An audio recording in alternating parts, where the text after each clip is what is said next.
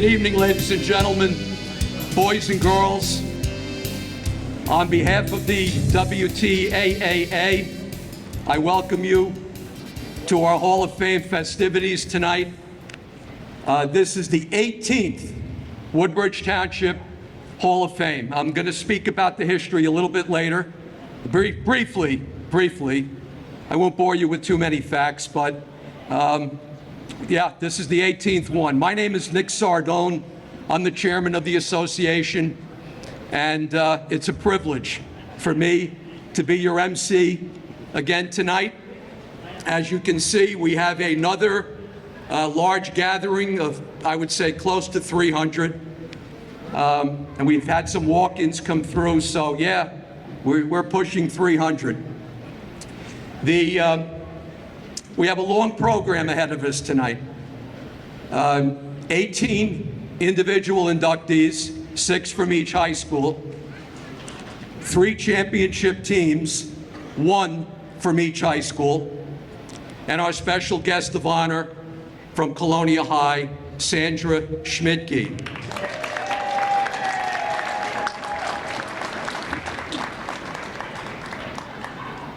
So all I'm going to ask you to do, I just have one request. I just have one little favor that we ask of you, and that is have a fantastic time tonight. Enjoy yourselves. Have a marvelous time, an amazing time as you read the bios of the inductees and you listen to the presentations that will be coming up later in the program. This Hall of Fame is fantastic, and I just want to make mention of that to you. And it's not because the current committee is running it. It's a fantastic Hall of Fame because of the people that are in it. And a number of the people go back to the 1920s when Woodbridge High first started interscholastic athletics. So we'll talk about that in just a few minutes. At this point, I'd like to ask Deacon Peter Barcelona from St. Anthony in Port Reading to come up and give the invocation.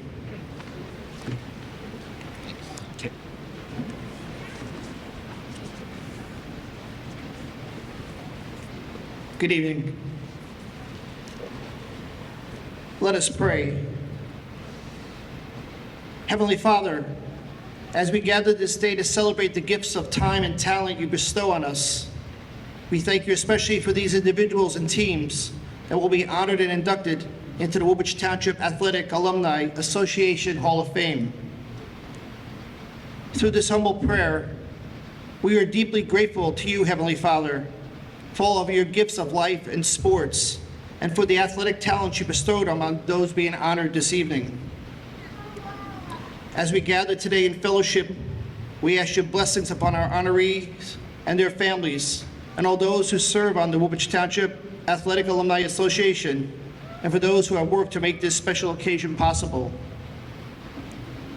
And Heavenly Father, we ask your blessings upon this food we are about to share. Bless those who prepare it and those who will serve it. And Father, make us ever mindful of those who this day are without. We pray in your holy name. Amen. Thank you, Deacon Peter. Thank you very much. Go ahead. Go ahead. The more applause we get tonight, the greater the program is going to be. So feel free to show your support for the inductees when they come up, or for anything that we might be doing here with the program, but especially applaud for the inductees later on. Now, I did mention that I wanted to give you a brief history of the Hall of Fame. Well, here it is. Back in 1988, a number of people in Woodbridge Township felt that this great community should start an athletic Hall of Fame.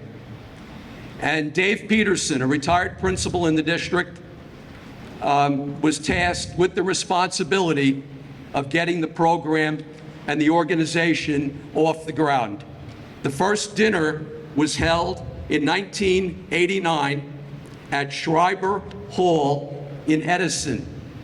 Jimmy Russo, a very familiar name in the township, was the first president of the organization. And the founding fathers were people like the Capraro brothers, Vince Joffrey, Sam Lupo was another early founder. And actually, two of the current members of the Hall of Fame committee were also on those early original committees, namely, and they're both here tonight, Greg Ficara. Greg, could you stand, please? There he is. So this is Greg's 18th Hall of Fame dinner. And the other person is our guest of honor, and that is Sandra Schmidtke.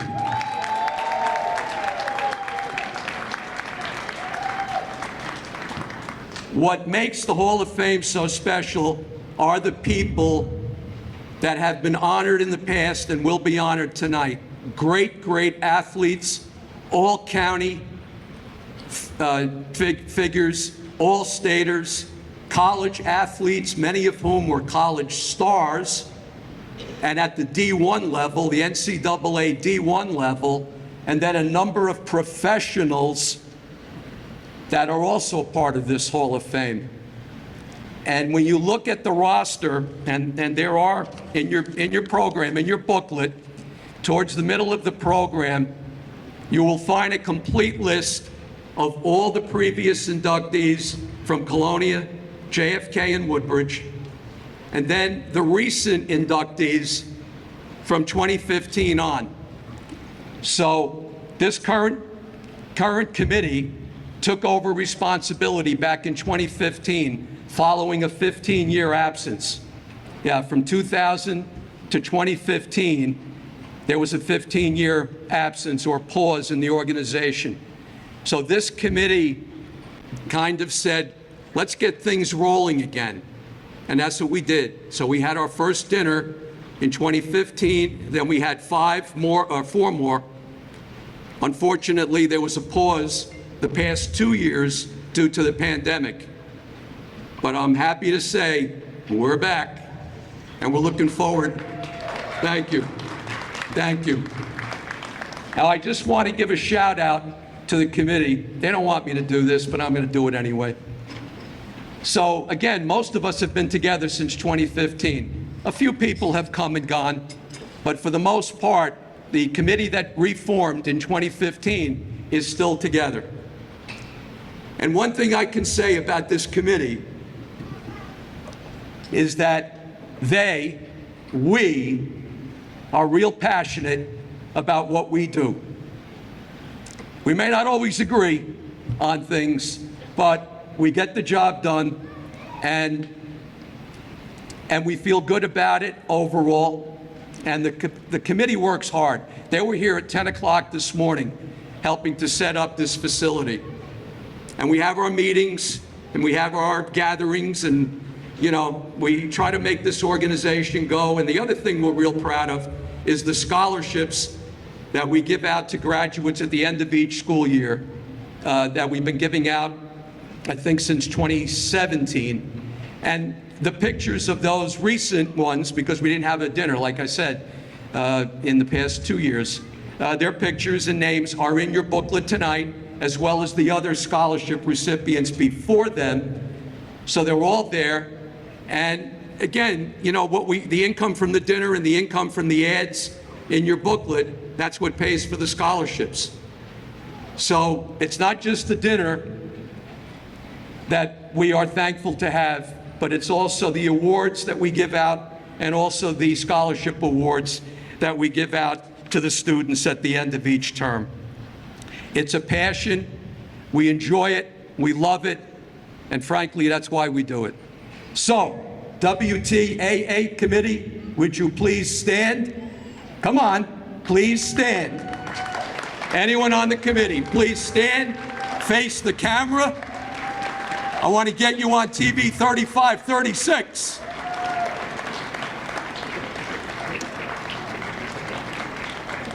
Thank you very much. These folks put in the work, they put in the time, and this is the result. And we hope you're going to like it. And like I said, I really hope you enjoy everything that we're doing tonight. All right, enough from me. Oh, no, not enough from me. Let me just point out, the bartenders are over here to my left. Okay? There are restrooms in the back of this facility, in the back left-hand corner, and there are more restrooms if you go outside this facility, make a left, and you'll see restrooms there.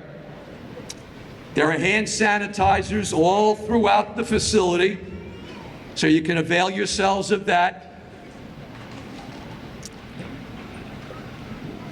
Okay, I think briefly I'm going to turn the microphone over now to a gentleman that all of you know, and a man who's done a heck of a lot for Woodbridge Township. He has been very, very supportive of the Hall of Fame, very supportive of athletics in general. Just look at the facilities in this township. Very supportive of the arts and the music programs in the district, and certainly very, very supportive of educational opportunities in the township. And all you have to do is look at the new Ross Street School in the middle of Woodbridge, look at the additions to several schools such as Woodbridge Middle School, the refinements in the high schools, the gymnasiums, and the turf fields all around Woodbridge Township. Not just the high schools, but I'm talking about the recreational turf fields that are growing more and more in the township. So I'd like you to meet the mayor of the best town around, Mayor John McCormick. Thanks very much. You're welcome. Thank you very much, and welcome to the best town around in the Woodbridge Community Center. Many of you are probably here for the first time. We're very proud of this facility. It was opened back in 2002. It's absolutely wonderful. Since many of you have been in high school, we have varsity swimming and varsity ice hockey thanks to this great facility, so we're very proud of it. As Nick said, we've really focused on improving the athletic facilities all over the town. We have 9 turf fields, 3 at each high school, and Nick mentioned the tracks, the gyms, the auditoriums, the tennis courts, cricket fields, you name it. We're so proud of our cooperation with the Board of Education to make our facilities better, and that only helps to improve everybody's property taxes. You all remember what it was like driving through Colonial High School and looking down and seeing that field that was awful. The Woodbridge field was not much better. The Colonial track was condemned. There was all kinds of problems with these facilities, and now they're all state-of-the-art and wonderful, and that helps everybody in Woodbridge Township. I stand before you as an actual proud member of the Woodbridge High School Athletic Hall of Fame. And that's not because I'm athletic or any good in any sports, but way back in 2015, I was given an honorary membership, and I'm very, very proud of that. And when I talk about it with my friends, all I say is I'm in the Athletic Hall of Fame in Woodbridge Township, and I don't mention that it's honorary. I just say that I'm in the Hall of Fame to try to impress them. Of course, knowing my lack of athletic ability, they realize that is absolutely, positively not true. I want to thank Nick Sardone. Nick forgot more about high school sports than most of us will ever know. He knows everybody who played, everybody who coached, everybody who participated, not just the main sports, but all sports. He is the driving force behind this Athletic Hall of Fame in Woodbridge Township. I know him because our daughters played softball together way back in the late 2000s over in Bishop R High School, so I've known him for quite a long time. I have a great deal of respect for him, and his passion for this organization is absolutely terrific. So he already thanked many people. He's going to thank many more people the rest of the night. So it's my job to thank and recognize, and hopefully you all appreciate the job that Nick Sardone does for this Hall of Fame and for the great township of Woodbridge. Ladies and gentlemen, Nick Sardone. He mentioned the committee, 2 of my colleagues in public service, are on the committee, Councilman Greg Ficarra and Councilman Kyle Anderson. Gentlemen, thank you very much for your commitment to this great organization. And last but not least, I want to thank, I see a whole lot of kids that I've never seen before at these events. There's a lot of young people here. You guys have lived through your moms, your dads, your grandpas, your grandmas, watching you perform in sports for your whole life. And now the fact that you're here to recognize them for their accomplishments, being inducted into the Woodbridge High School Athletic Hall of Fame is terrific. So all the kids, please stand up and take a bow and let us say thank you for coming out. All the kids, please stand up. Thank you all for coming out. And I know you've said it many times. Hey, watch him. He's going to fall. Watch him. Take him off that seat. No standing on the seats. Like I said, your parents and grandparents are so proud of you. Now you get a chance to be proud of them. So I think it's wonderful that you're all here. Once again, congratulations to all the inductees. This is a terrific honor for you to be in this great organization, and we are so proud of tonight. We're so proud of the entire effort. It's wonderful for Woodbridge Township. Thank you all for coming out. Thank you, sir, very much.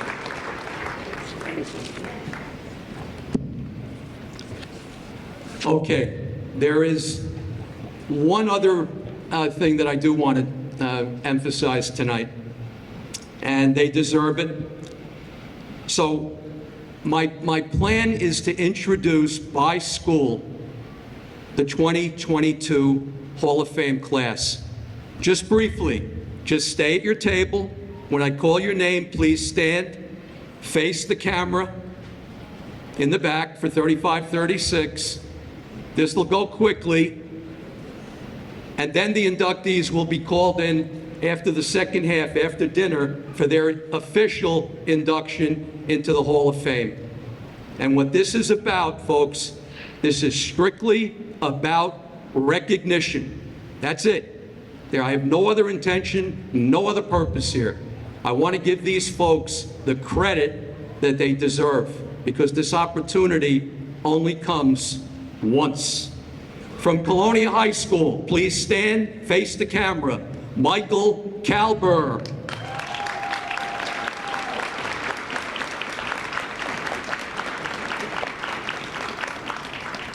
Bill Kuwitz.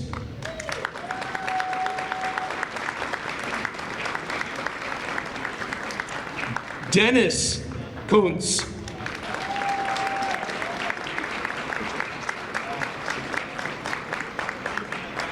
And representing Tem Lukabu is Tem's mother and sister.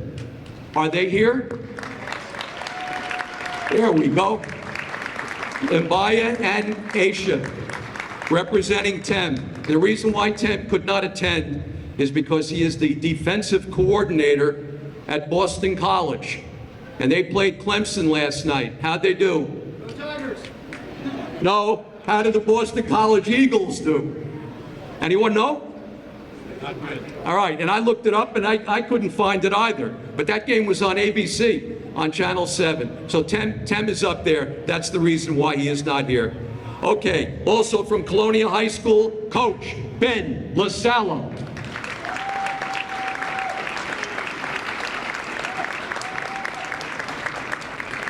Also from Colonial, Laura Zolo Calabrese.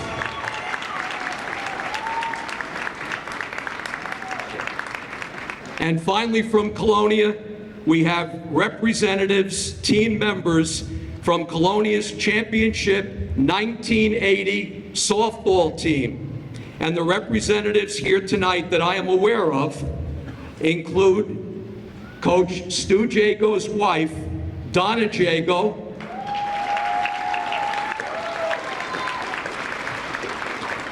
and Donna and Coach Stu's sons, Chris and Michael Jago.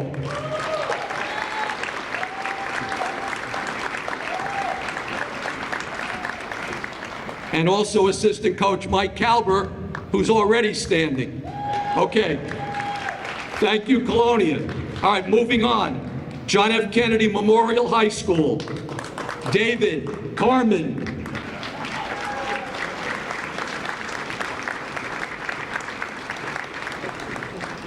Kristen Compostel Slater.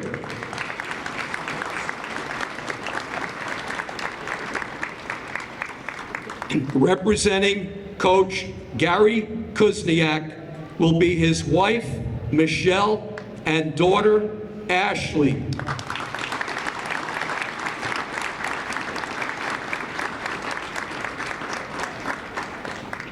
Also from JFK, Jameson Panko.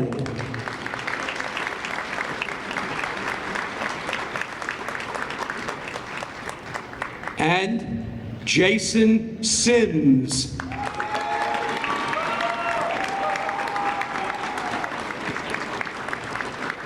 And finally, team members of the 1992 JFK Baseball Team, led by head coach Jerry Smith, Sr.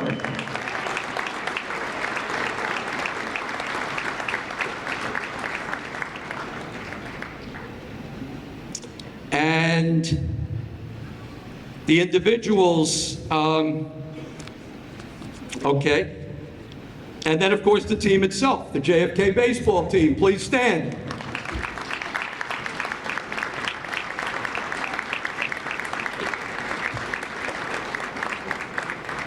Thank you, guys.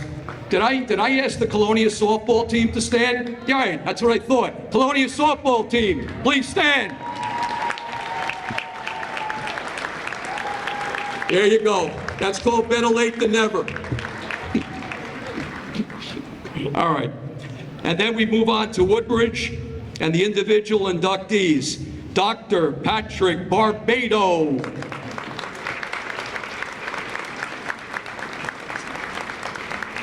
Anthony Caffiero.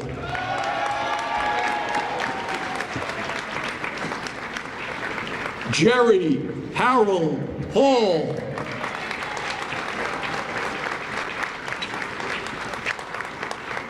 Adrian Lyman Woodhull.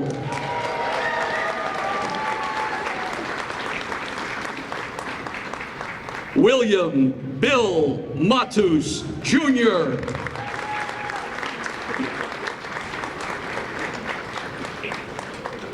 Coach Bill Nyers.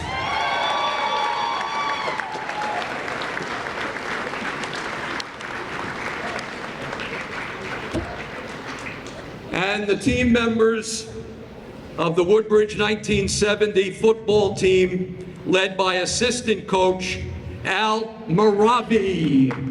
Woodbridge, please stand.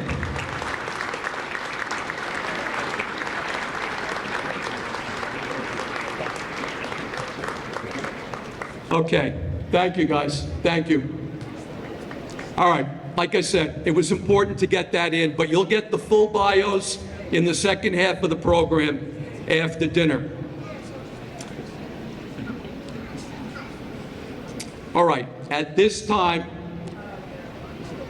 I'd like to ask Ed Serrana, Tom Schmiel, and Kirby Jeter to come up with our guest of honor, Sandra Schmidtke from Colonial High.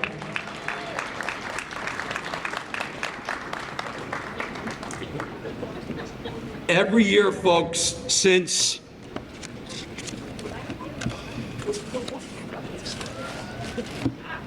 every year since 1996, the Hall of Fame committees have had a special guest of honor. And we have continued what they did, what they started, we've continued it with the current committee. So Tom and Kay and Ed are going to speak to you about tonight's special guest of honor. Tom? Thanks, Nick. I'm Tom Schmiel. I am also a member of this Hall of Fame. I'm very proud of that.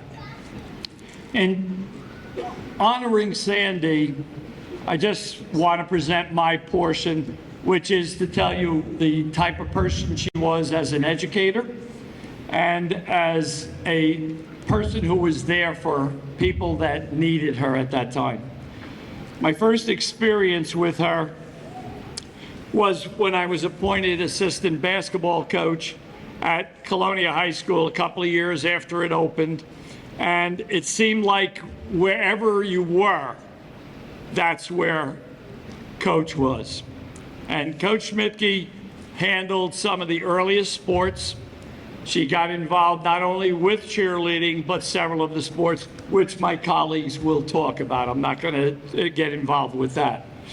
But to speak of her attitude and personality as an educator and a friend, Sandy wanted what was best for the school, the various programs, and most of all, the students. It was her job as a coach, as a teacher, and later on as an administrator to do that. A few examples of the type of personality she was. My first year as a girls basketball coach at Colonial, I came over there and things weren't going real well. I won my first game, which made me get excited, but then we lost a whole bunch in a row, and we were having our issues.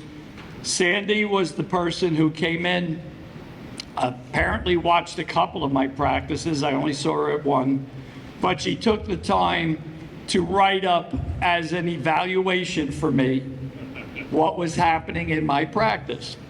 And in it, the thing that impressed me the most, and I still have it at home, was that she wrote that she enjoyed watching it because the girls were working harder than ever. They were disciplined in their drills, and they were going to do very well. She finished with saying, "You're doing the right thing in keeping the girls working." And she liked the expression, and I used it all the time. I was treating the girls as athletes who just happened to be girls. And that's what we looked at. Then later on, I was involved with a co-op program. I got the kids jobs. We went out on the job. We made sure that everything was fine. And the first day I came in to teach that program, I walked into the school. She met me there and she said, "We'll meet later. Tell me what you need to make this program a success." And from there, we met. I got my kids to have their own parking spots so that they could leave in the early part of the day. She got the message out to all the teachers that this program meant something to these kids and they were learning skills on the job. Again, this is Sandy, who not only everybody thinks of her working with athletics, but she worked with other things. And my co-op kids were so appreciative of her. Except for once, she went out on a job with me, and the next day, she came back, and my car wasn't new. And she told the kids while riding to the job sites, she enjoyed looking at the road through the bottom of my car. And the kids, when she left, they said, "Boy, that lady is mean." And I said, "You haven't seen my car." But she was out on the job site. She took the time to make sure my kids were taken care of. Because a lot of times these kids were in a position where they weren't always feeling comfortable. So we did that. And the last thing about her personality and my experience with her is that when she is a friend, she's a friend for a long time. She had a group of friends since the day the school opened. They have stayed in touch. We have a group of people here who Sandy befriended. I am one of them. And she has been loyal to all of us for all these years. She is a good educator. She's a good friend. And she is one of the hardest working teachers and administrators that I have worked with. So right now, we're going to give the microphone over to fellow teachers, coaches, and Hall of Fame members. Kirby.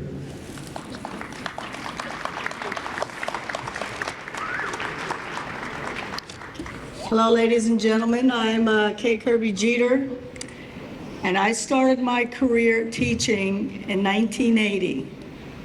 I spent my first entire year in 1980 sitting on the windowsill outside the women's phys ed office. I was scared to death of this woman. If any of you in here know me since then, there have been a lot of people who have been scared to death of me. I took that leadership from Ms. Schmidtke as a mentor, and this is before they even paid for mentors. And I took everything that she had to teach, to acknowledge, not only within Colonial High School, Woodbridge Township education, and Woodbridge Township, period, to heart. She has always included everything from Colonial to Woodbridge to Kennedy to the entire township. There are many people here tonight who not only did she teach, maybe some that she coached, some that she was an administrator of, friends that will be with her until death do us part. I used to get my meetings, unlike Coach Schmiel, in the bathroom. I would get this. And that would mean we were having a meeting in the bathroom. It didn't necessarily mean I did anything wrong, but there was encouraging and positive words to tell me about what I could improve on or what I should do to stay out of my future troubles. Title IX came along, and my big thing was, why are the girls' soccer team, basketball team, and softball team wearing the same shirts? I was like, that is absolutely ridiculous. And I'm the first team to get to use them because I was the soccer coach. I said, that was ridiculous. With her encouragement, I pursued and I went to the athletic director at the time and I said, I need new uniforms. The only thing different in the uniforms are their pants. They wear the same shirts. I said, I don't have enough shirts to put on my team because the previous season's teams did not turn all their equipment in. I don't have enough jerseys, so let's just get all new jerseys. Lo and behold, I did. I was in shock. But I sort of, from Ms. Schmidtke, got the whole Title IX push, and we got all new jerseys for the girls' varsity soccer team, not the JV. Things come in little bits and drabs, so you got to take what you can get. She not only encouraged me within the gym, within the education, but also to represent Woodbridge Township. The Ernie Dubé track meet, she has drugged many of us along to the track meet, myself, Mrs. Sheehan, who participated in the track meet. Were you the long jump champion? Long jump champion? Just to participate, and that was just come and help out and see what you can do. So I did that. She encouraged me to become an advisor, so I became the advisor of the sophomore class with Miss Terry over there, the home ec teacher, and the varsity club. Mr. Cott, when Mr. Cott gave up the varsity club, Miss Terry and I became the varsity club advisors, all at Colonial, but never ever did we do anything beyond or not for Woodbridge Township. We had the track meets, the bullhorn that Miss Serrana had. I don't know why Miss Schmidtke ever needed one, but she always had one. So we always used that. The community activities that she participated in, such as this beautiful dinner that we have here this evening, have all been part of her legacy and will always be a part of her legacy. When I was sitting on that ledge outside the athletic director's office, people would come down the hall and ask me questions, and I would just say to them, you need to go see the boss. I'm not the boss. Ms. Schmidtke is the boss. You need to go see Ms. Schmidtke. She became ill, and she gave me the confidence at that time to take over a lot of additional responsibility as a very young teacher. And her encouraging words were to me, "You can do this, you can do this. Just be yourself, work at what you need to, and you can do this." And for that, my mentor, my friend, Sandra Schmidtke.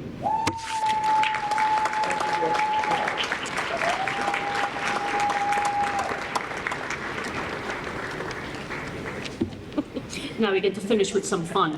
First of all, here's the bullhorn that she never needed. In high school, we had this thing that the seniors for softball and stuff like that do what-ifs at the end of the year. So I figured that would be the perfect way to end this. Such as, what if, when the seniors staged their first walkout back in 1960-something, Dr. Geddes didn't threaten them with them not getting a college recommendation, even to Slippery Rock. You want to know who went to Slippery Rock? Okay. What if Sandy didn't go into school one day complaining because she wanted to give up the flag unit and came home with the rifles also? What if Sandy didn't put the first color pages in the yearbook before any other school and got called downtown because of it? Apparently, she had a few trips downtown to go see superintendents for a variety of reasons, because that's who she is. What if Sandy didn't carry a bullhorn? Not that she ever needed it, just like, Kirby said, but she had it. What if she didn't put Colonial cheerleading on the map in New Jersey? And no cheerleading experience whatsoever, just the book that Dr. Geddes told her to get from the library that's on her little bio in there. What if she didn't get run over at a football game during a play and got up faster than most of the players? It might actually have been, Joe, one of your games when Benny was over there coaching it, when she got pasted. It was good. What if Sandy didn't have breast cancer when she was teaching and coaching?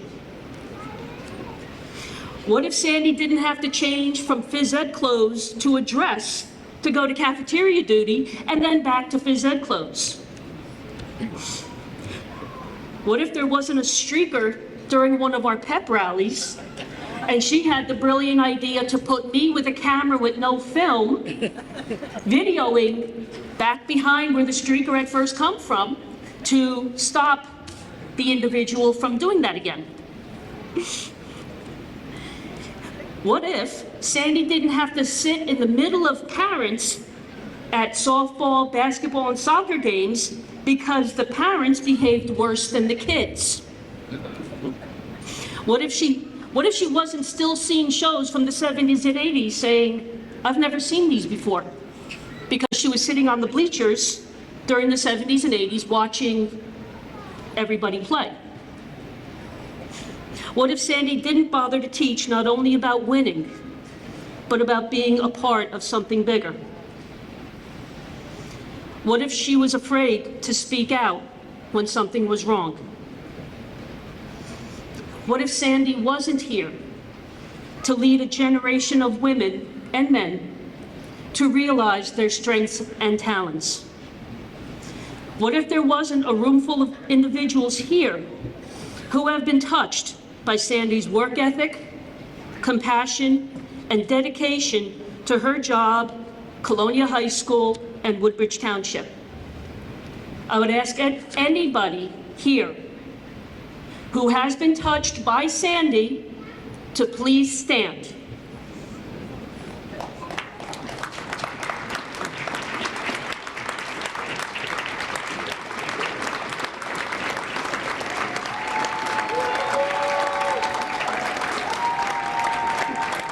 Sandra Schmidtke, this is your legacy. This group and thousands like us are better people because you crossed our paths. Thank you. Do I have to keep this? Huh? Who's next? Give me that, because you have to carry, now you have to get your plaque, your certificates, all the other exciting stuff that you're getting that you have to take home. Turn it face again. I want to hold this one.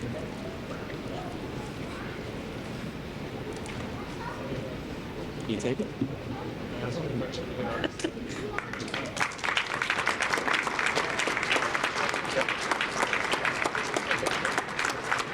Go sit down.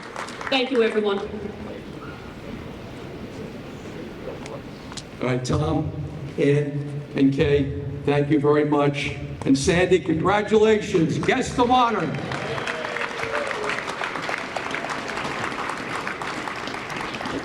And Sandy's name will be in this book forever, as long as we have a Hall of Fame, following Herb Hollowell in 2019. Thank you, guys. Thank you very, very much. Sharon DiLeonardo and Nancy Ventala. Please give them a round.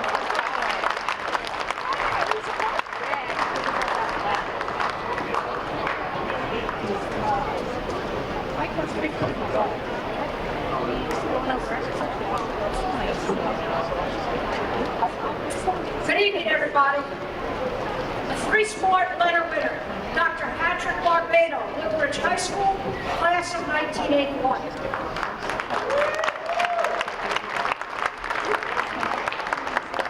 Patrick's star shone brightest in football. He quarterbacked the Barons to an 8-2-1 record and the school's first Central Jersey State Sectional Championship. In the title game versus Raritan, Patrick marched the team 83 yards in the closing 2 minutes to win 7-6. The Star Ledger named Patrick 13 All-State All-Groups. He was first team All-County and All-Area in the Star Ledger, Home News, the News Tribune, and the New York Daily News. His head coach, Frank Crowell, called him, quote, the finest pure passer in my time at Woodbridge. While an opposing coach, Bob DeMarco of Madison Central, referred to Pat as the best all-around threat at quarterback in Middlesex County. 42 years have passed, and Patrick is still ranked at or near the top on the milestone charts for touchdown passes, rushing touchdowns by a quarterback, pass completions, and passing yardage. After playing in the North-South Summer All-Star Classic, Patrick attended Temple University on a scholarship, where he played 3 seasons for the Owls and College Football Hall of Fame coach Wayne Harding. He finished college at Washburn University in Kansas. Today, it's Dr. Patrick. He's a chiropractor, and he and his wife Beth have 2 children, Patrick and Caitlin, and 2 grandsons. Tonight, always grateful for the support of his family, Patrick joins his late dad, Patsy, as the 8th father-son duo in the Hall of Fame. Congratulations, Patrick, on your induction this evening.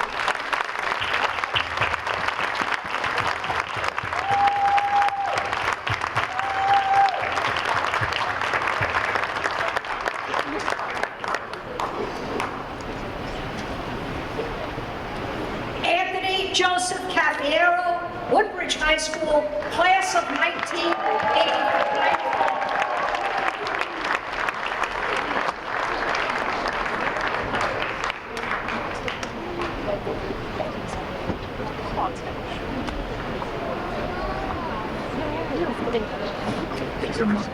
First-year Baron coach Frank Bender inherited a veteran roster from the previous season, minus 1 critical position, quarterback.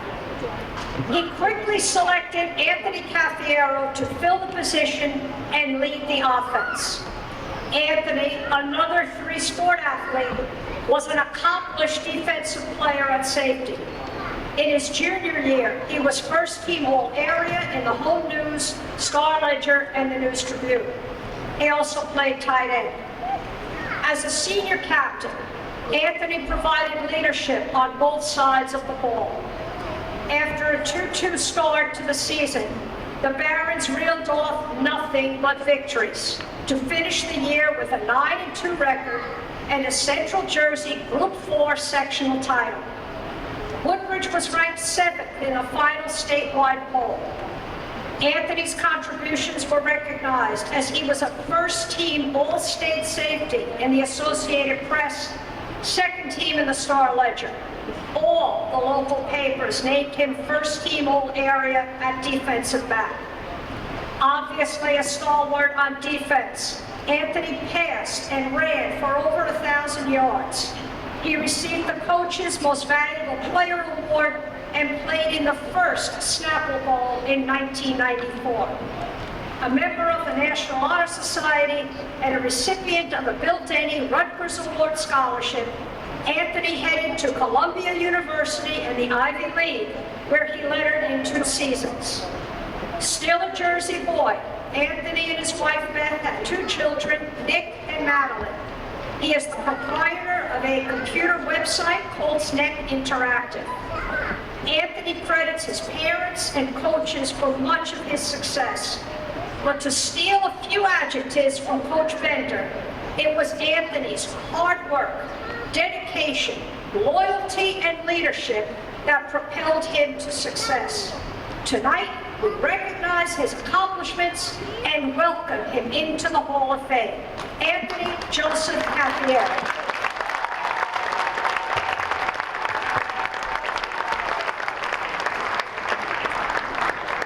Dave Carmen, John F. Kennedy Memorial High School, class of 2002.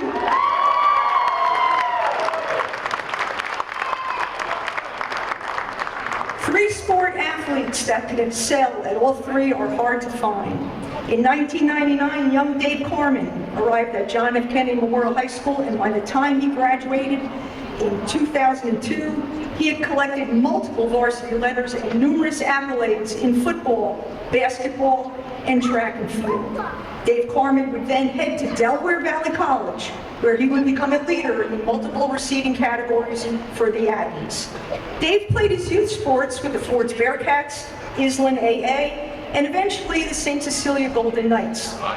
In Pop Warner, Dave was used mostly as a running back, but his high school coaches would convince him to play wide receiver.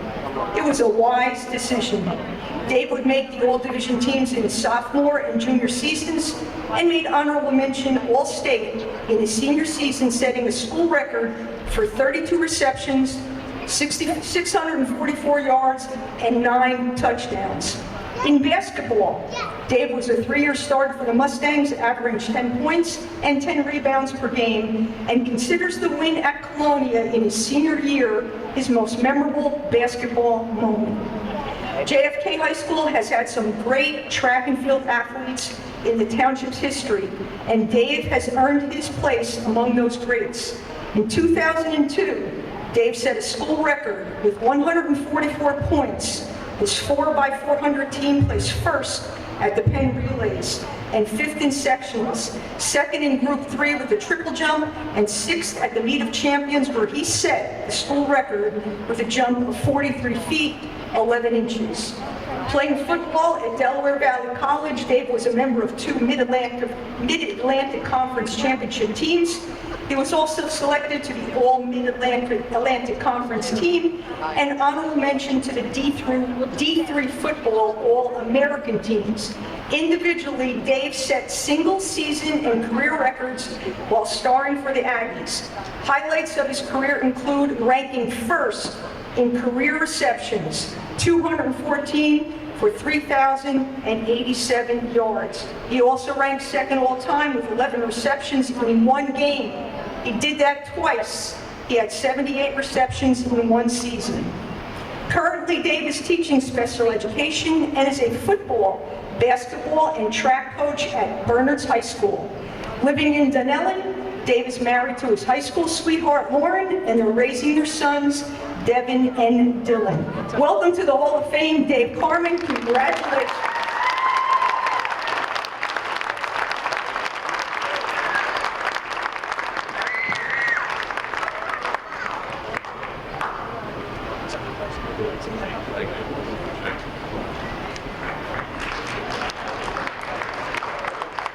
Kristen Compostel Slater, John F. Kennedy Memorial High School, class of 2000.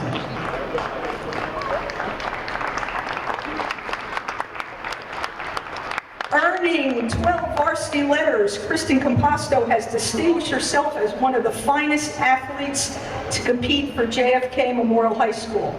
After earning a varsity letter in cross country in her freshman year, Kristen made the switch to girls tennis in the fall and went on to make her mark with an overall career singles record of 62-8. She was named to the GMC All-Division tennis team for 3 seasons. On a personal note, I'm very proud of Kristen. I was her girls tennis coach, so it's great to be up here introducing her.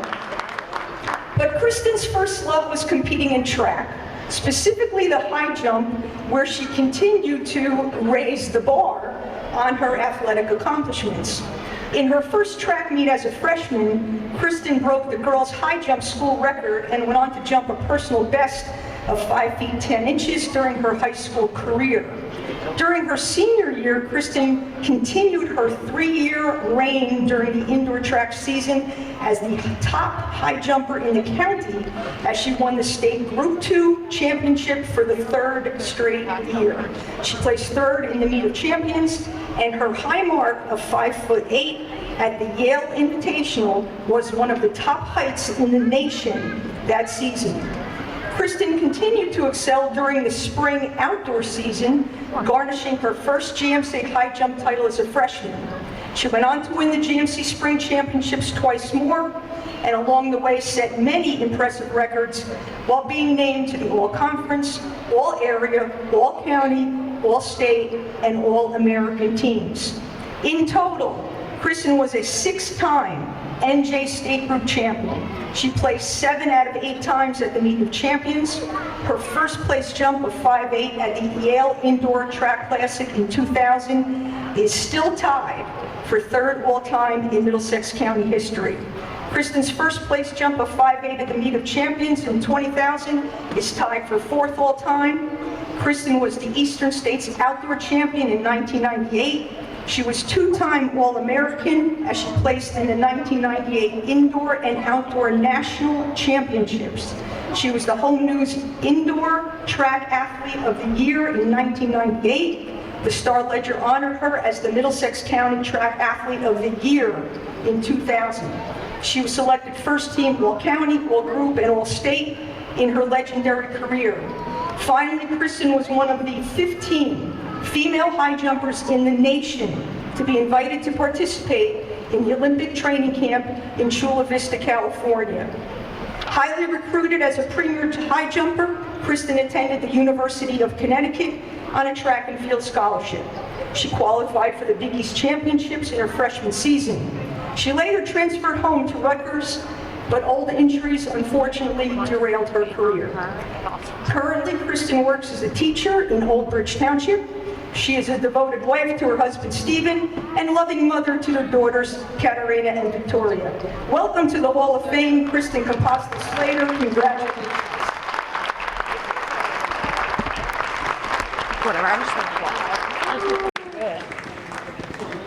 Ladies and gentlemen, I just want to indicate where the awards are coming from. First of all, the caps are from the high schools. And actually, the Colonial High School principal, so I can thank him personally for the award, the caps. Ken Pace, Sr., thank you very much. And like I said, we have Woodbridge and JFK. The proclamations come from the mayor's office, from the Board of Education office, and also from the Speaker Coughlin's office with State Senator Vitale, and also Assemblywoman Lopez and Assemblyman Wisniewski. So 3 sets of proclamations and our plaque. The Hall of Fame plaque also comes from the WTAAA. Those are the awards. Thank you. Okay.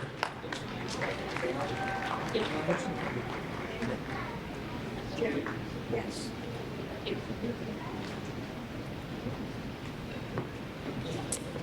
Coach Bill Nyers, Woodbridge High School.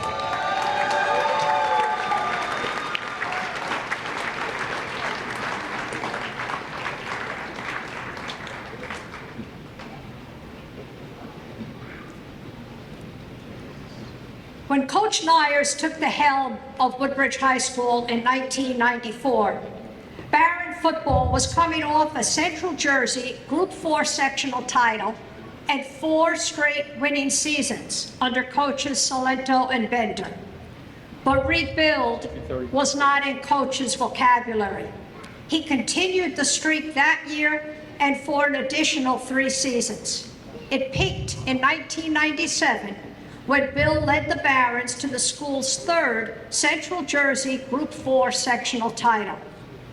That team still holds the school record for points scored in a season with 326. And Bill received the Bill Denny Coach of the Year Award, along with similar honors from the GMC and the Star Ledger. That 97 team was the last time the Barons won a sectional title. Coach Nyers served as Barons head coach for 13 seasons in 2 separate stints. He is Woodbridge High School's 3rd all-time winningest coach with 70 victories. His teams qualified for the state playoffs on 6 occasions, and at least 15 of his players went on to play college football, including Hall of Famers Kyle Johnson, Brian Russo, and Keith Hemmings. His coaching resume is not limited to Woodbridge, as Bill has been a head coach at South Plainfield High School and Mount Olive, as well as the offensive coordinator and line coach at Kane University. He received the Snapper Bowl Meritorious Achievement Award for his 15-year coaching participation in that game. Bill admits that a knee injury suffered as a high school freshman was perhaps the motivating factor in developing his passion to coach. And unfortunately, Coach's personal health has limited him from pursuing his obvious passion. But Bill and his wife Jackie are both teachers in the township. They reside in Port Reading and have 3 children, Anthony, Brittany, and Nick, all of whom participated in high school athletics at Woodbridge. The Hall of Fame is pleased to welcome Coach Bill Nyers, his on-field legacy, and love not only of football, but Woodbridge Township athletics. Congratulations, Coach.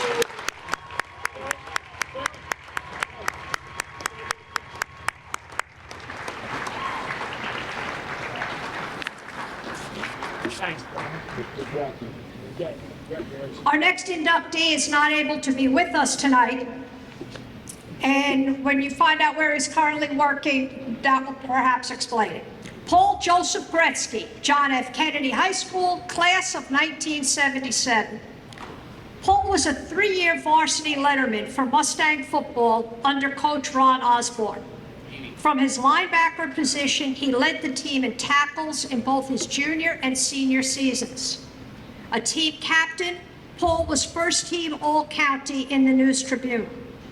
As a member of the National Honor Society, Paul excelled in the classroom too, and was JFK's Bill Denny Rutgers School recipient. At Norwich University, Paul lettered for 4 years, playing middle linebacker while also a member in the Corps of Cadets. Once again, he led his team in tackles for 2 seasons and quarterback sacks for 1. A defensive captain, Paul was second-team All-American Division III in 1980. He was awarded the school's most valuable trophy in 1980, and in 2001, Paul was inducted into the Norwich University Athletic Hall of Fame. He currently serves as a senior director at Los Alamos National Laboratory. He holds a Bachelor of Science in Engineering and Technology from Norwich and a Master's in Engineering from NJIT. His professional experience spans the globe over the course of 41 years. Throughout his career, Paul has received the support and counsel of his wife Carol and daughter Katerina. It is truly a pleasure to welcome such a distinguished and accomplished professional into our Township Hall of Fame. Congratulations to Paul Gretzky.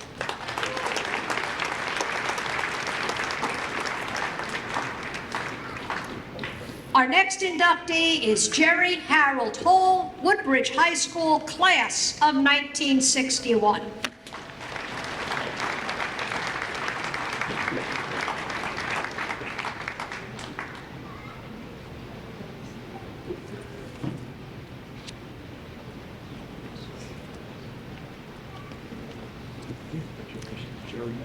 From the mid-50s to the early 70s, Woodbridge High School was always contending for team honors in track and field. Under the direction of Hall of Fame coaches Gabriel, Bartha, Hollowell, Schmidtke, and Casco, the Barons won both county and state championships, indoors and outdoors. Jerry Hall was one of the gifted athletes who represented the Barons from 1958 through 1961. His specialties were the hurdle events. He was a two-time outdoor county champion in the high hurdles and part of 2 championship hurdle relay teams. Jerry added 2 second-place finishes in the high hurdles in both the Central Jersey Group 4 meet and overall state Group 4 championships. For these accomplishments and more, he was the Woodbridge Elks Athlete Award for May in 1961. Jerry headed south for college, attending North Carolina Central University, where he joined with his former Baron teammate, Andrew McCray, to add to their track success. They helped the school win its first Central Intercollegiate Athletic Association championship in 1964, and 21 years later, that team was inducted into the North Carolina Central University Hall of Fame. In addition to his Bachelor of Science from NC Central, Jerry has a master's from the University of South Carolina. His career includes work as a corrections officer, a director of therapeutic recreation for special needs children, and a coordinator for the Department of Human Services. He also had a 36-year career in the United States Army, serving as a line medic in Vietnam and retiring as a first sergeant.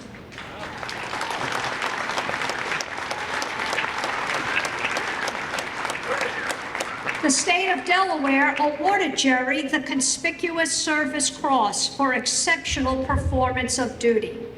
Still in Delaware, Jerry and his wife Diane have 3 children, Adrian, Gregory, and Alicia, and 5 grandchildren. Tonight, we are proud to add Hall of Fame to Jerry's long and distinguished resume.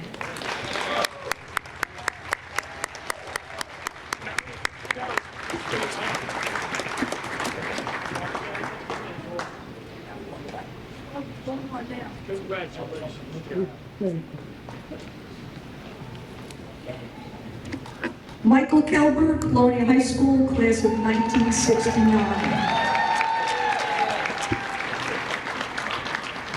This is great because Mike is also a member of the committee for the Hall of Fame, so we're especially proud to have one of our members getting inducted. Mike's Colonial athletic career began when the doors first opened at Colonial High School at the beginning of his junior year. Over the next 2 years, Mike ran cross country, played basketball, ran winter track, and played baseball, earning 5 varsity letters in the process and enjoying team and personal success. In cross country, Mike was a consistent top place runner in meets. As a senior, Mike was co-captain of the 68 cross country team that finished with a 31-2 dual meet record and claimed the Woodbridge Township Championship, along with a 5th place finish in the state Group 4 championship. Mike played basketball as a junior and lettered in winter track as a senior, running the half mile and the mile, participating on medal-winning 2-mile relay teams, and also running a 4-minute 44-mile in the Middlesex County Winter Championships. In baseball, Mike lettered as a junior and senior, playing first base, pitching, and the outfield. He was the CHS Baseball MVP in 1969, an award voted on by his teammates. He had 35 RBIs in his senior season. Mike was the Central Jersey Group 4 Conference Central Division I All-Star first baseman and the Star Ledger second team All-Middlesex County first baseman. Mike also played summer baseball for the American Legion Post 248 for 3 years. He was named the first team first baseman on the 1969 Middlesex County American Legion All-Star team. In college, Mike played baseball for 3 years at Lafayette College, playing first base and pitching. A stellar student athlete, Mike was second in his 1969 Colonial High School graduating class. Mike is a 1973 graduate of Lafayette College, majoring in math. He went on to Rutgers University to earn his master's degree, and then headed to Rutgers University Newark School of Law in 1986 for his law degree. Mike taught math and coached various sports in the Woodbridge Township School District. 5 years at Colonial Junior High, where he coached baseball, basketball, wrestling, and soccer, and 8 years at Colonial High School, where he coached soccer and softball. Mike was an assistant softball coach to WTAA Hall of Fame coach Stu Jago, where their teams won back-to-back Middlesex County championships in 1980 and 1981. That team's getting inducted tonight.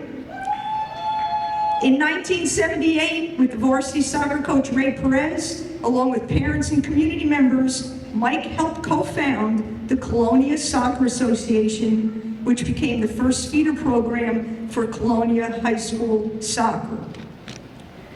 Mike was also a well-respected active high school basketball official for over 35 years, retiring from active officiating after the 2018-2019 season. On the professional level, Mike left teaching in 1986 to become an attorney and is considered one of the leading school law attorneys in the state of New Jersey. He retired from his position in the legal department of the New Jersey School Boards in 2017 after almost 30 years of service. He currently does legal consulting for educational organizations. Mike lives in Woodbridge with his wife of over 41 years, Patricia. They have 2 children and 5 grandchildren. Grandsons Braden and Landon brought Mike back to the coaching lines this spring in coach pitch baseball. You couldn't stay away, right, Mike? You just had to keep at it. Congratulations to our very own Mike Kelber. Welcome to the Hall of Fame.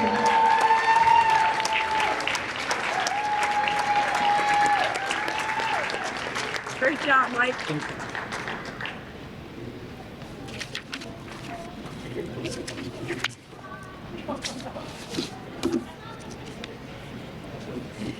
Dennis Coons, Colonial High School, class of 1970. Dennis Kuwitz was one of the first preeminent track and field athletes in the history of Colonial High School. Teaming with his twin brother David, Dennis was a significant force in establishing the Patriots as a cross-country and track and field power to be reckoned with at the county, conference, and state levels.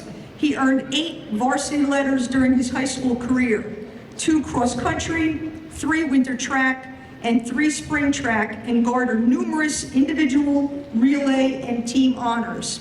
In cross-country as a junior, Dennis was a consistent top 5 finisher for the 1968 Patriot cross-country team, a squad that amassed a 13-2 dual meet record. Team accomplishments that year included being Woodbridge Township champs. Senior year, Dennis was co-captain of the team with his brother Dave, and they led the Patriots to an even better 1969 cross-country season.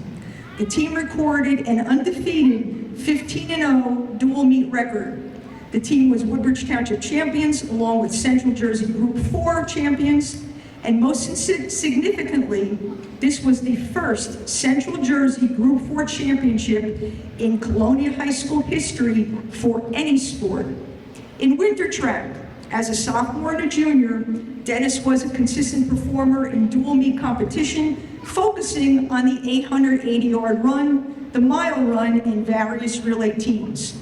Co-captain Dennis had a highly successful senior season, highlighted by winning the mile run at the 1970 Middlesex County Individual Championships and the State Group 4 Sectional Championships. In spring track, Dennis was a spring track 3-time letter winner. He earned numerous dual meet points and was an integral member of multiple championship relay teams, including the 1970 Colonial Championship Mile Relay team that had set a school record at the Penn Relays. On the individual side, Dennis was a 1970 Greater Central Jersey Group 4 sectional champion and record holder in the 800-yard run, along with placing in the state Group 4 meet and the state all groups meet of champions. Dennis, along with his brother, continued their running careers at NYU, where they were 4-year varsity award winners in cross country, indoor, and outdoor track, participating at the Millrose Games, the U.S. Olympic Invitational, Penn Relays, and the NCAA Championships. After college, Dennis found time to run dozens of marathons, including the New York City Marathon alongside his brother Dave. Dennis retired from IBM after a 40-year career in sales and management. Since retiring, Dennis has founded a YouTube channel that teaches anglers how to service and repair their fishing reels. And you may also see him jogging on the roads in and about Colonial. Dennis and his wife Linda will be celebrating their 50th wedding anniversary this year. They have 3 daughters, each of whom played collegiate basketball, and 3 grandchildren. The Coons family has a lot to be proud of as Dennis joins his Hall of Fame brothers, David and Bill. Welcome to the Hall of Fame, Dennis Coons. Congratulations. Congratulations.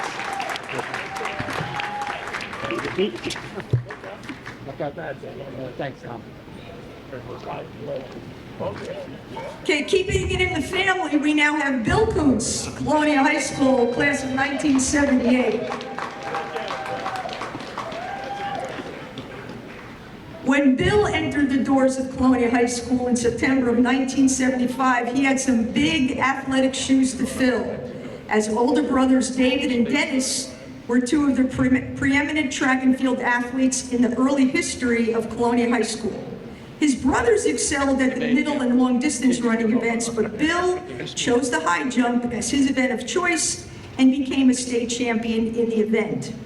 After missing sophomore year due to an injury, Bill more than made up for it in his junior and senior years as he earned 4 varsity letters, 2 in winter track and 2 in spring track, and was a dominant force in the high jump at the conference, county, and state levels. Bill also competed in the high hurdles, the long jump, and pole vault, earning numerous team points for Colonial High School in dual conference and county meets.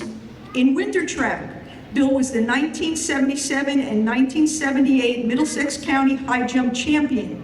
As a senior, Bill was the state Group 4 sectional high jump champion and the state Group 4 champion with a leap of 6 feet 8 1/4 inches. Bill participated in the state all-group meet of champions and the Eastern States Invitational and was named Courier News Athlete of the Week.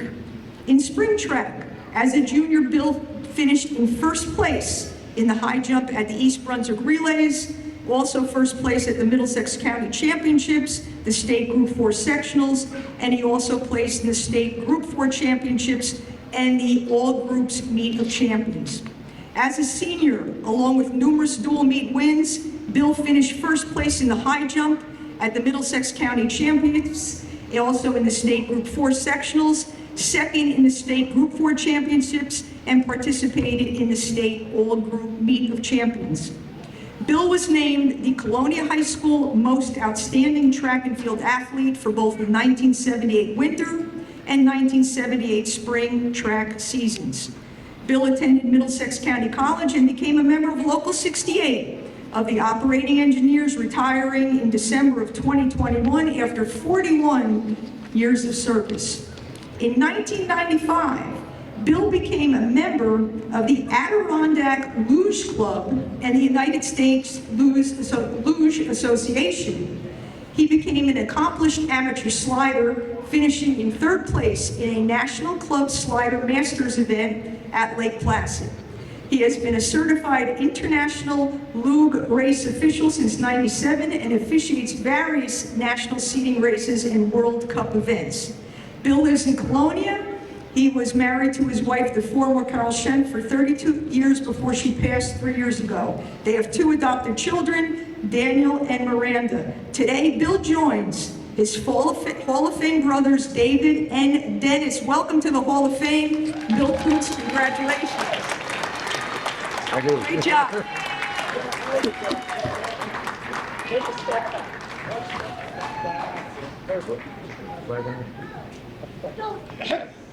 Good. Thank you, Ralph. You got that? Kristen, maybe you and Mr. Kuwitz can try to high jump over the sign over there. You know, all right, you can. Since we have these two high jump champions here. All right, next up, we have Coach Gary Kuzniak, John F. Kennedy Memorial High School.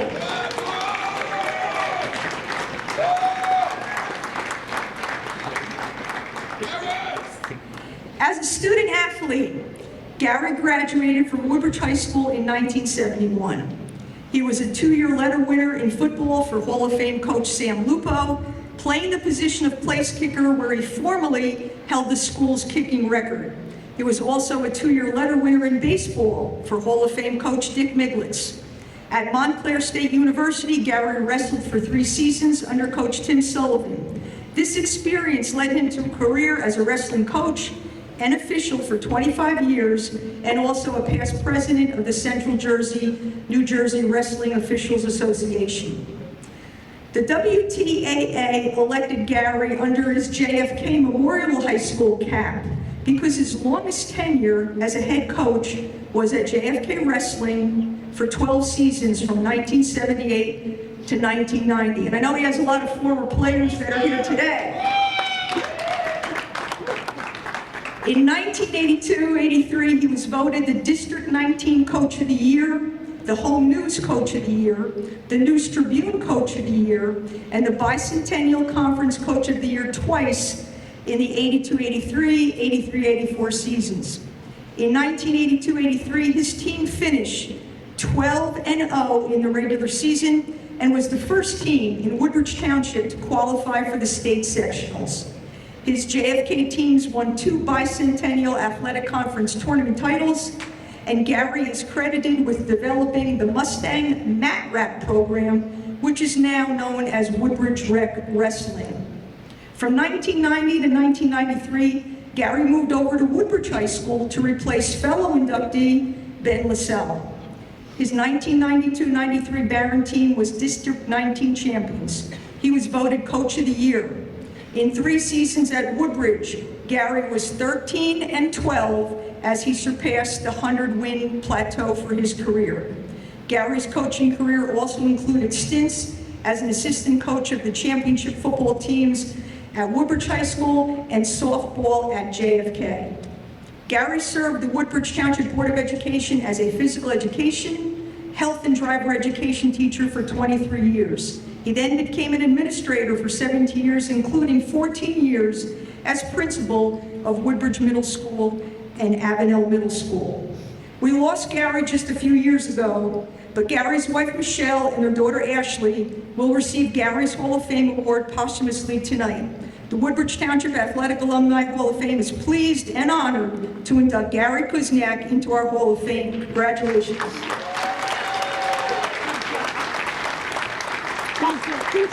Thank you, sir. Thank you. Thank you. I'm smiling.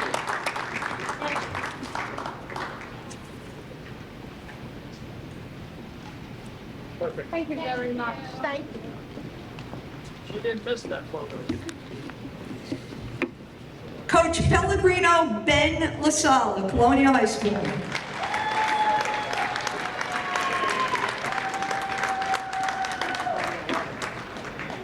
The term "man for all seasons" can be added to Coach LaSalle's resume. Whether it was football in the fall, wrestling coach / official in the winter, or softball, baseball coach in the spring, Coach Ben has done it all. For the past 10 years, he's also served as athletic director at Colonial High School, where he is involved in everything through all the seasons. Starting as head wrestling coach at Woodbridge High School in 1985, he immediately revived the program. He produced a 42-34 record in 5 seasons, but was 33-15 over his last 3 years there in the Red Division. He was named the District 11 Coach of the Year in 1988 and the News Tribune and GMC Coach of the Year in 1989. He was also an assistant football coach there in the late 1980s. In 1993, Coach LaSala moved over to Colonial High School as head wrestling mentor through the 2003 season. Following 3 years of rebuilding, his teams went 43-13-1 from the 1998 to 2001 seasons. Overall, he won 73 matches at Colonial High School. He was named in 1998 the Home News Tribune and District 11 Coach of the Year with a 12-3 record, and he guided the Patriots to the school's first sectional tournament.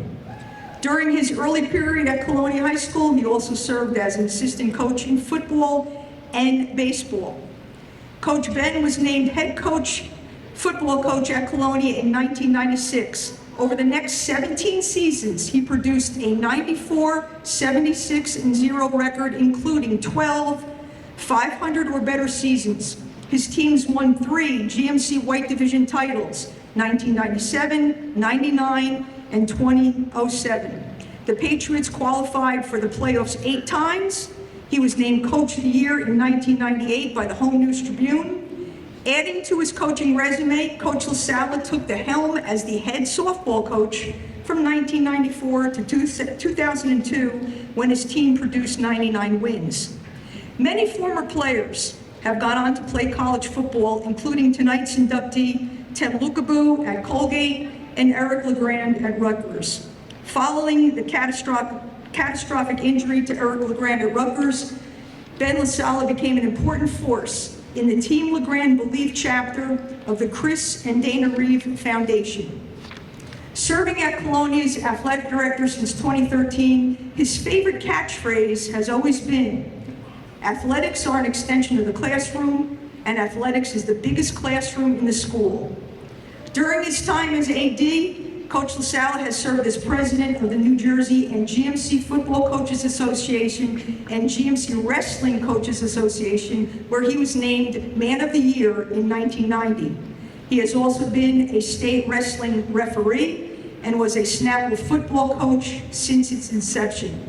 He is a member of the NJFCA Hall of Fame and the NGSCA Hall of Fame. Coach Ben LaSala is most proud of his family, including his wife Susan of 35 years, and his 3 children. Joseph, who's head football coach at Woodbridge High School, daughter-in-law Christina, Lexi, and Marissa. The Woodbridge Township Athletic Alumni Association is very pleased to welcome another man for all seasons to our Hall of Fame. Congratulations, Coach Ben LaSala. Good job, buddy. Nice work.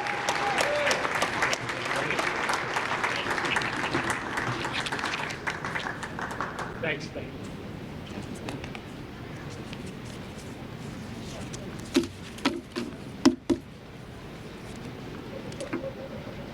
Tembwen Lukaboo, Colonial High School, class of 2000. Tem's mom is here tonight to accept his award, and his sister.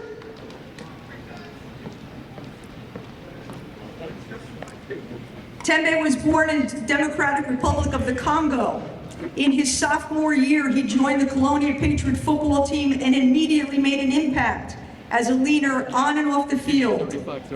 He played on the 1998 team and the 1999 team. They were great teams. They went 7-3-0 and 6-4-0 under Coach Benny LaSala. In 1998, he was named 3rd team at linebacker by the Home News Tribune. In 99, he was named 1st team by the Star-Ledger and 2nd team by the Home News Tribune, and was on a team that won the GMC White Division with a key victory over Saraville. After high school, Tem played for Colgate University from 2000 to 2003, where he was a 3-year starter at linebacker. In 2003, he was a team captain and an Associated Press 3rd team All-American. Additional postseason honors included being named Defensive Player of the Year and selection to the 1st team All-Patriot League and All-Atlantic Region, as well as 1st team All-ECAC in 2003.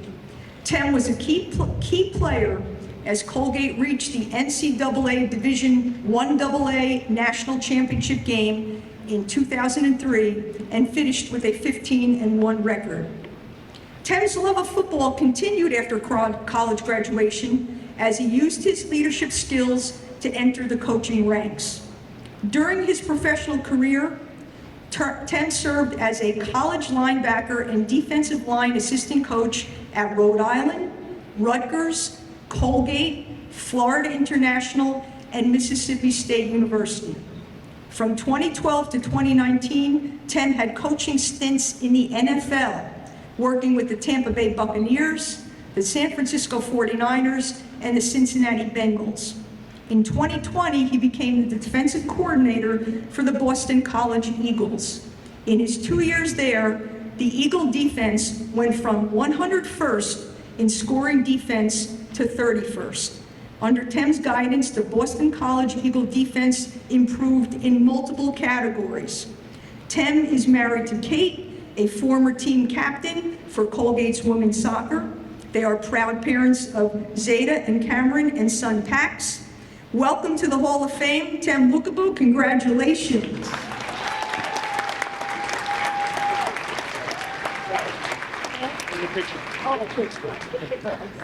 Sorry to scare you. Yeah, that's good. Thank you. Thank you. He's a scary place.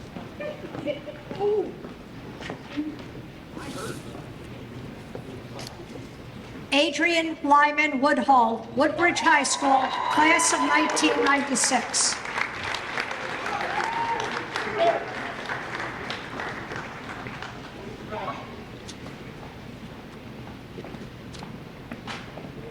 A two-sport letter winner, Adrian played 3 years of varsity ball for the late Hall of Fame coach Stu Jago in softball and for Coach Rita Saylor in basketball. However, it was softball where her skills and desire propelled her to not only excel in high school, but to also play Division I at Georgia State University. Adrian's 3-year varsity career coincided with Coach Jago's first 3 years at Woodbridge. In each season, she earned recognition for the quality of her play, from All-Area Honorable Mention, to Second Team All-Area, to Second Team All-County, to First Team All-Division. A 3-year starter who never missed a game, Adrian annually led the Barons in many statistical categories, graduating with a .331 career batting average. Defensively, Coach praised her range and her cannon of an arm. Accepting a 3-quarter scholarship to Georgia State University, she earned 4 varsity letters for the Panthers while playing first, third, and short. As a junior, Adrian was named second team All-Trans-American Athletic Conference with a .321 batting average.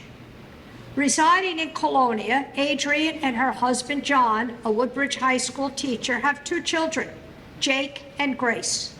Adrian has been the area president for an insurance company since 2017. Her love of the game, plus the support of her mother, drove her to much of her success.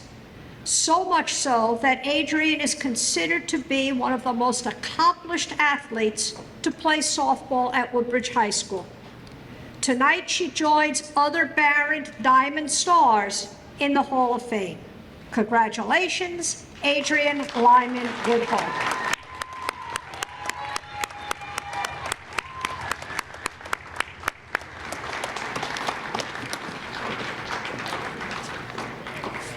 William Matus Jr., Woodbridge High School, class of 1962.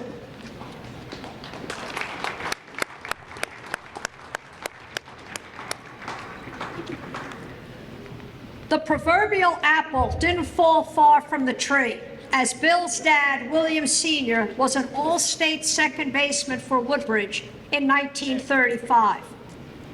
Bill's skills were evident in the youth leagues of Woodbridge Township. He arrived with a strong reputation and did not disappoint. In 2 years as a varsity pitcher for Coach Frank Capraro, Bill was always ready to take the mound. In fact, he was the winning pitcher in both games of a doubleheader versus Edison, starting the first game, coming in relief in the second. On the day of his high school graduation, Bill had a tryout with the Yankees. He still remembers standing on the mound at the stadium, looking at the monuments in center field while the scouts hollered at him to throw the ball. So Bill accepted a full baseball scholarship to Seton Hall University. He pitched on the freshman team as the NCAA did not allow freshmen to play varsity at that time. But for the next 3 years, Bill excelled on the mound for the Pirates.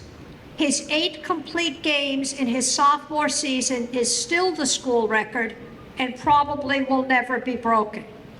The Pirates made it to the College World Series in Omaha in '64. Bill defeated Texas A&M, and the Pirates went on to a 5th place finish. His senior year ERA was 1.02, and he was voted to the Metropolitan College's Baseball All-Star team. He graduated with school records for career games pitched, innings pitched, and wins in addition to complete games in a season. Bill achieved his dream when he was drafted by the Atlanta Braves to play in their minor league system. His performances in the Rookie A-League included a no-hitter. Unfortunately, that winter, Bill lost the sight in one eye, and it ended his baseball career. But Bill went on to be an insurance executive for over 40 years. Today, he lives in Pennsylvania with his wife, Nancy. They have 2 children, Lori and Brian. Tonight, the Hall of Fame welcomes Bill, another in the long line of township baseball players who played professionally. Congratulations, William Matus Jr., Woodbridge High School.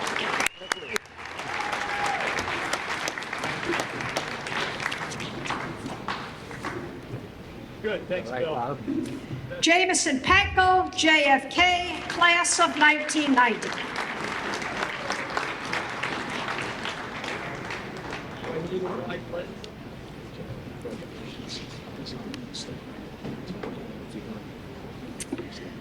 The 1990 Kennedy basketball team is already in the Hall of Fame, honored for a 28-3 season, which included a holiday championship, a GMC White Division title, and a Central Jersey Group 3 sectional championship. Tonight, we honor and induct Jamison Panko as an individual into the Hall of Fame, where he joins his coach Ken Pace and teammates Lenny Reyes and Courtney Burton. Jamie, as a big man, was mobile and could run the floor. He brought the whole package that magical season. He averaged a double-double in scoring and rebounding. He blocked shots, he stole the ball, and he shot 56% from the floor. No wonder he was first-team All-County in the News Tribune, Home News, Star Ledger, WCTC Radio, and Suburban Cable TV.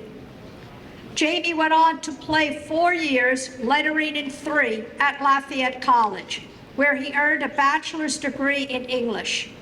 He continued his education, earning 2 master's degrees, the first in English from Texas State at San Marcos, the second in education administration from Rutgers.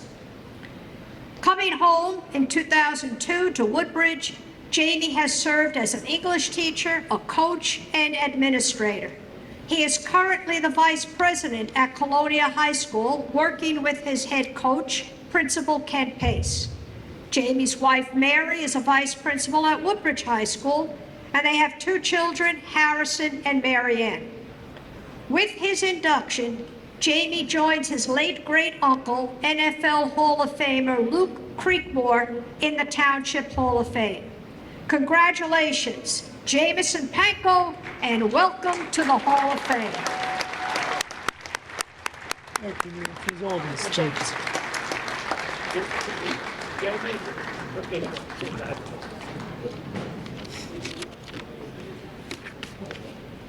Okay. Jason Sims, JFK, class of 1984.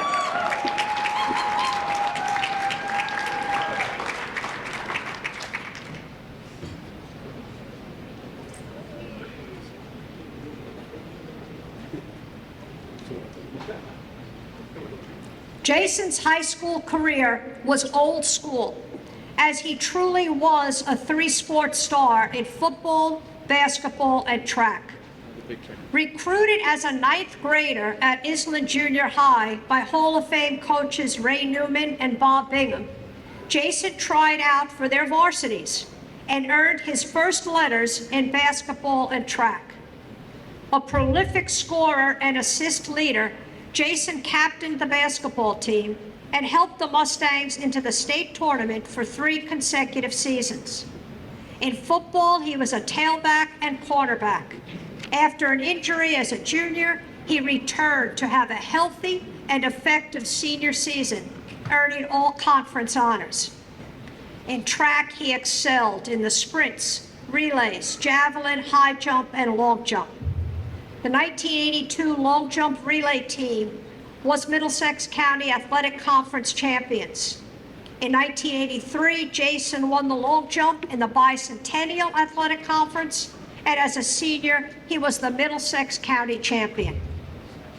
Attending Westchester University, Jason played varsity football, starring for the Rams at tailback. At graduation, he was ranked 3rd all-time in both career and single-season rushing yards.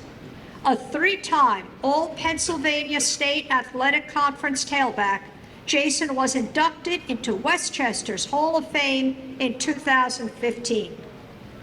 Today, Jason lives in Island and is the father of Jason Jr. and Jared.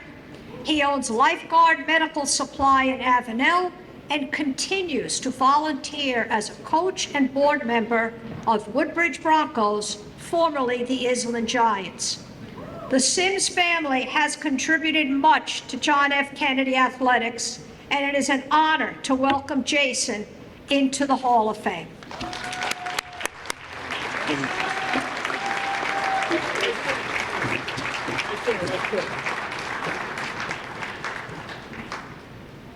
Gotcha. All right, ladies and gentlemen, our next inductee is going to be Laura Zolo. And I need to make you aware there is a mistake on Laura's page. The banner reads Woodbridge. Laura is not Woodbridge. Woodbridge is her main rival school. And yours truly made the mistake, and I sincerely apologize to Laura and her family. It will be corrected. I believe we have an easy solution for it that I've already discussed with Laura.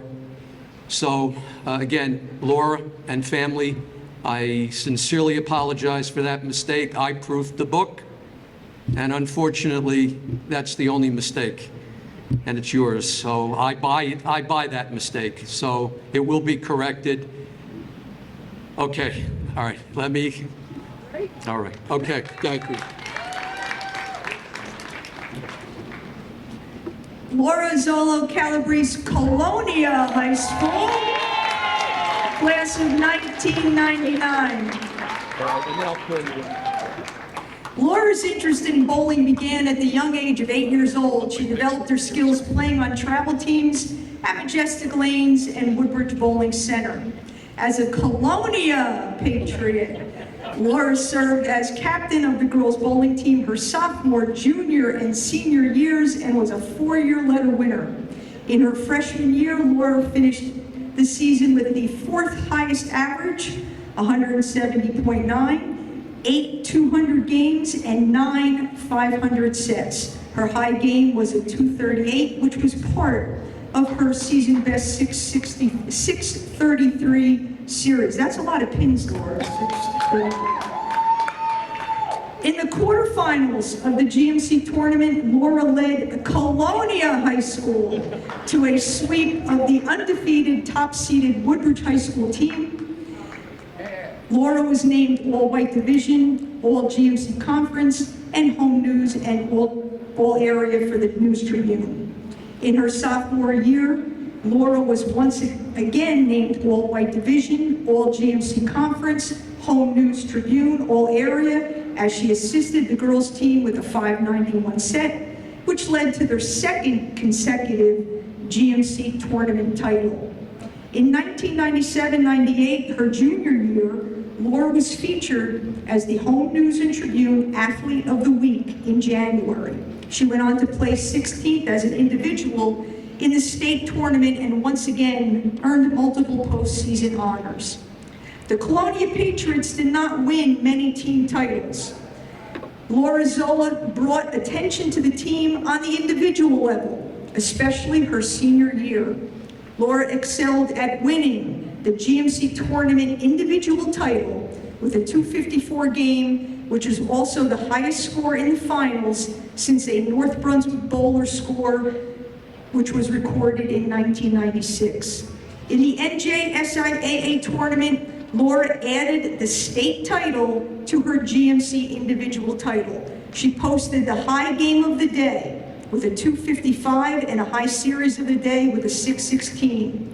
Having won both the individual crowns in her senior year was undeniably the way Laura would leave her mark in the bowling world. This accomplishment places her as one of the 2 bowlers in the state's history to ever win both individual titles in the same year.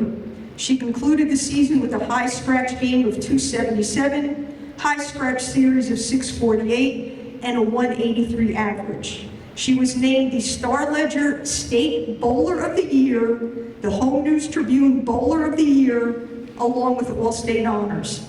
Laura currently lives in Woodbridge, New Jersey. She's married to Angelo, and she has 3 stepchildren, Angelo, Aiden, Addison, and 1 daughter, Francesca.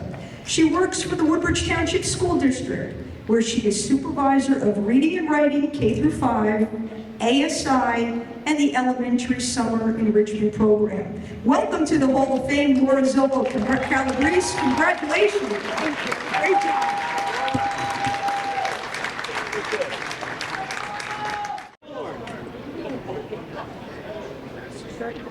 Our first team that we're inducting tonight is the 1970 Woodbridge football team.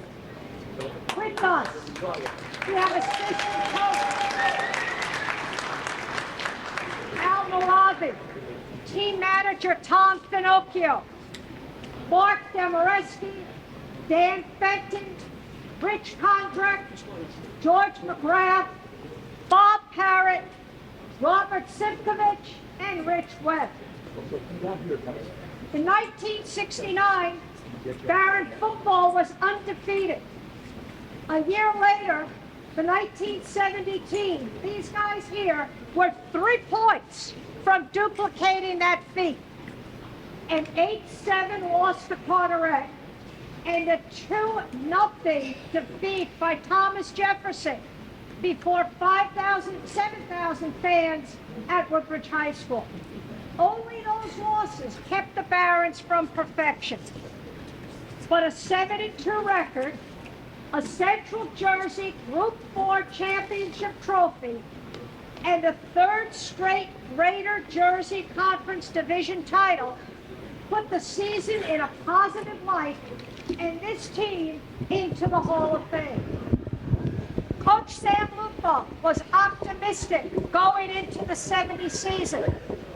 Perhaps he foresaw the standout years from all-state honorees, John Huttenberger, Rich Webb, and Jim Davis. Hutt was the area's back of the year and still holds the school rushing record with 315 yards versus Perth Amboy. Webb earned Lyman of the Year award. All county honors went to Al Buchowski, Bob Parrott, and Tom Welter. Jimmy Davis and Rich Webb were captains. The 70 Barons had an excellent staff, led by Coach Luco, with assistants Patsy Barbado, Carrie Hamra, Al Moravi, Dick Miglitz, and Harry Zimajewski. The coaches were able to get the best from their players, who in their own right were talented student athletes. Team chemistry was essential. Coach Baravi commented that the team was comprised of great, hard-working players, loyal to the program and to each other. Rich Webb said that he and his teammates were a hard-hitting, blue-collar crew that took up where the '69 team left off. This 1970 Barron football team, ranked 9th in the NJSIAA, is considered to be one of the greatest in the school's proud and storied history. Tonight, they add to their legend with the team's induction into the Hall of Fame. Congratulations.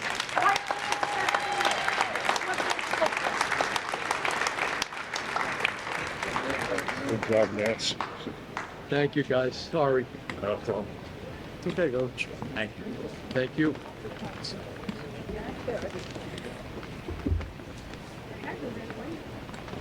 Sorry, guys. Oh, thank you. That's fine.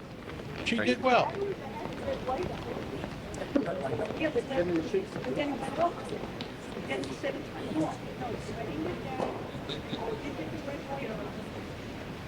Al, you're up. Al, you want to do the music? Colonial. Sure. I'm sorry. Colonial fight.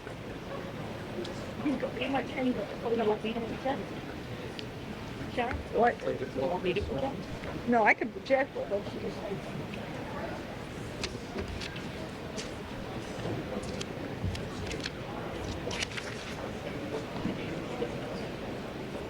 I mean, I can do that. It's not good.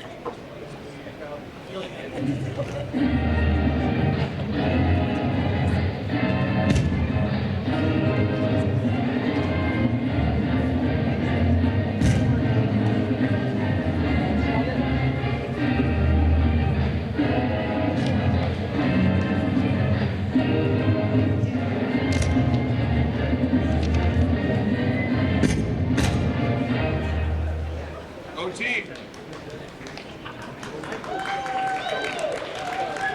All right, next up, we have the Colonial High School 1980 softball team. Ladies, come on up.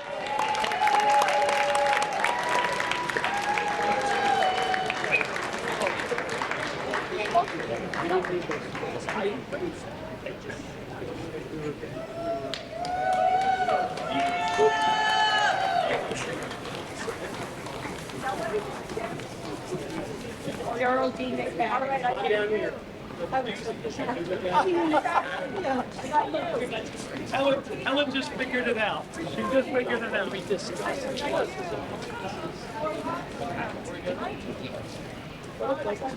Back up.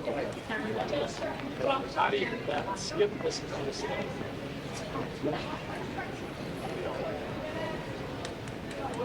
I do feel bad because everything was here.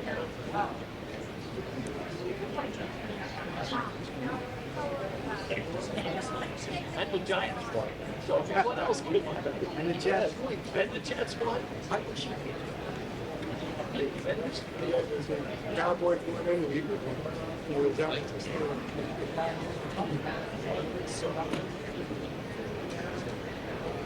Oh,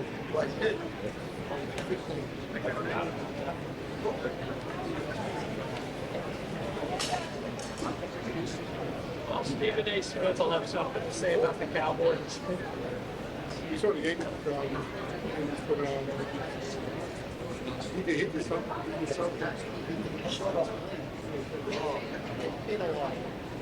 What? We're trying to get rid of him. He's the worst.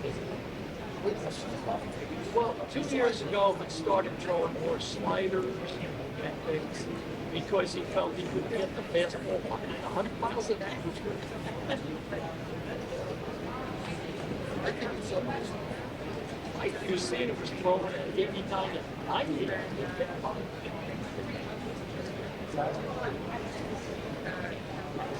Sometimes you can't stop it. You guys can move down. It's like me trying to stop on. That's not yeah. Father, Okay, here with us tonight from the 1980 Colonial softball team, we have assistant coach Mike Kelber. We have players Donna DeFabio, Belinda Balin, Lisa Martino, Geraldine McFadden, Kristen Menades, Kathy Paxton, Laura Robinson, and Karen Youngman.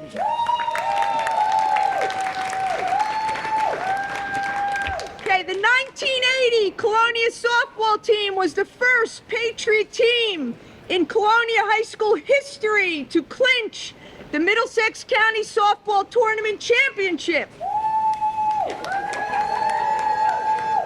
Led by Hall of Fame members, head coach Stu Jago and assistant coach Mike Kelber, the Patriots competed in the old Middlesex County Athletic Conference, concluded the season with a record of 21-7, and put CHS softball on the map. Poised to improve on the 1979 record of 14-8-1, the team was led by an outstanding group of veteran players, many who received postseason honors, including All-State and All-County, including Karen Youngman, Cheryl Ola, and Mary Dalu. Coach Stu Jago made the following comment about his first championship CHS softball team. This team played great defense, got a touch of clutch hitting all season long. The bulk of this team came back to win the county tournament the following year to become back-to-back champions. This 1980 team was a family in the truest sense of the word. We lost legendary Coach Jago earlier this year, but we know he is smiling down and extremely proud as the WTAA welcomes Coach Stu Jago's 1980 Colonial High School softball team into the Hall of Fame. Mrs. Donna DeFabio Jago and their sons, Christopher and Michael, will accept the plaque on behalf of the team and beloved coach Stu Jago. Welcome to the Hall of Fame. Congratulations.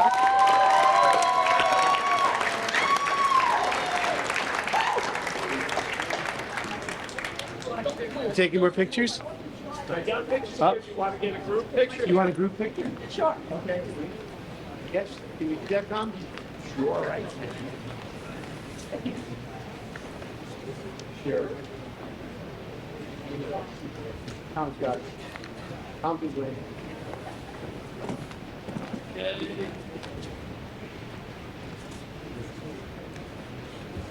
We're good. Thank you. My pleasure. You guys have a seat. Go to the party. We're good.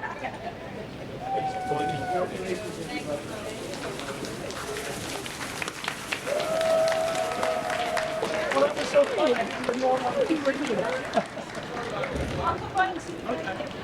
Go Colonial.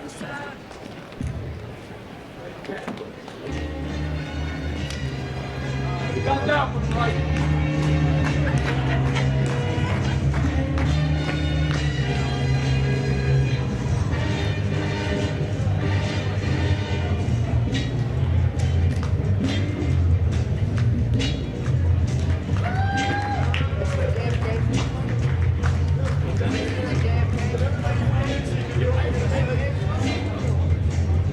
What I'm gonna bring.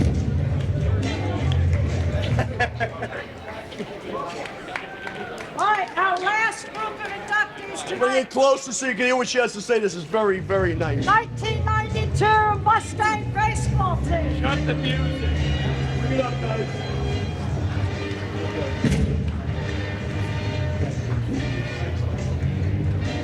Look at the microphone. We get a discount? After hours, we're going to be at Steve's basement in case you want to hear what we jacket still fits. That's a nice jacket. Nick's gonna give us one player came from Texas. Wow. These guys were great. Great from They were great because they overcame your color. I know. guy from Georgia. Came all the way up from Georgia.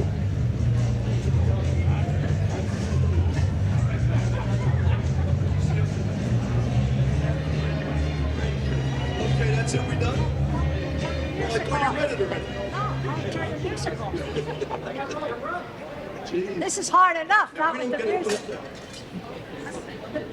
Tonight with us, we have the head coach, the inimitable Jerry Smith Sr.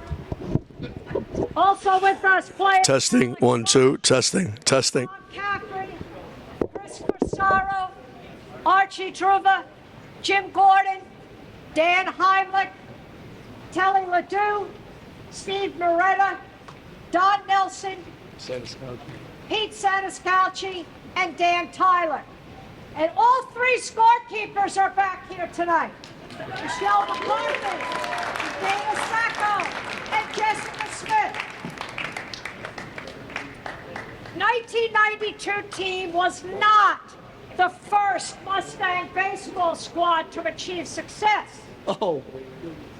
From season 1 in 1965, Kennedy Baseball won early and often, but 1992 raised the bar and set the tone for years to come. Their 18-4 record produced a GMC Blue Division title and the program's first Central Jersey Group 2 State Sectional Championship. Led by head coach Jerry Smith Sr. and his assistant Bob Lanigan, the team's culture and expectations had changed. Mustang Baseball would go on to produce 13 consecutive winning seasons and earn additional championships. The team was blessed with experience, 11 juniors and seniors, and youth, 4 sophomores and 1 freshman. In tying the school record for wins, the team had a batting average of .321, amassing more than 200 hits. They never lost at home or in the classroom as they earned their second consecutive GMC Academic Award.